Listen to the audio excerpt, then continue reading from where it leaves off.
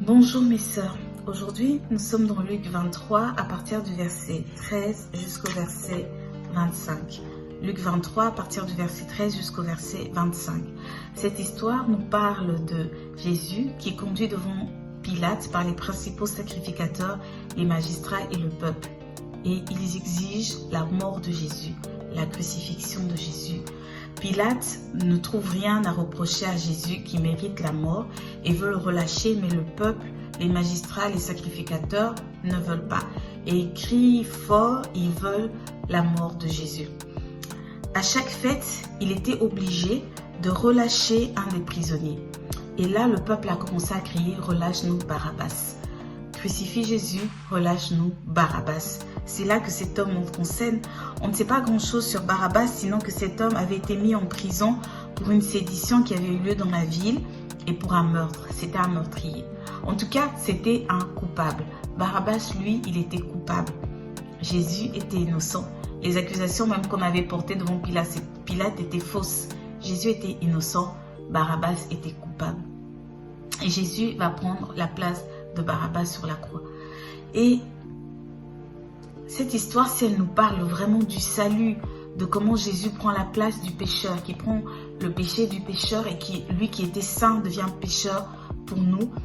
Moi, personnellement, mes sœurs, cette histoire m'a toujours un peu chiffonnée, un peu interpellée parce que on ne sait même pas après ce que Barabbas devient, s'il se convertit, s'il change de vie, s'il devient un disciple de Christ. On ne sait pas grand-chose sur lui après. Mais cette semaine, le Seigneur m'a rappelé un verset qui est dans Romains au chapitre 5, verset 8. Romains chapitre 5, verset 8. Il est dit, « Mais Dieu prouve son amour envers nous. » Amen. En ce que lorsque nous étions encore des pécheurs, Christ est mort pour nous.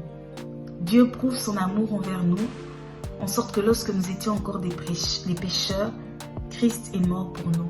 Il n'a pas attendu, il avait déjà donné sa vie. Il n'a pas attendu qu'on vienne vers lui. Christ a fait le premier pas vers nous. Christ a fait le premier pas et il a déjà tout accompli. Par la mort de la croix, par sa mort et sa résurrection à la croix, Christ a déjà payé le prix de notre salut, payé le prix de notre guérison, payé le prix de notre péché. Nous ne sommes plus sous le joug de la culpabilité. Non, Christ a déjà payé le prix. Et au fait, mes sœurs, la balle est dans notre camp. Jésus, il avait déjà fait ce qu'il fallait faire. Jésus a déjà fait ce qu'il fallait faire. Et la balle, comme pour Barabbas, la balle était dans son camp. Après, la balle aujourd'hui encore est dans notre camp. Que faisons-nous de ce prix, de cet énorme prix payé pour nous? Jésus est mort à la croix et il est ressuscité pour nous. Il a déjà tout accompli. Nous devons saisir notre victoire, nous devons saisir notre assurance du salut, nous devons saisir notre guérison, nous devons saisir la puissance qu'il a mis à la croix de Golgotha pour nous. Tout est accompli.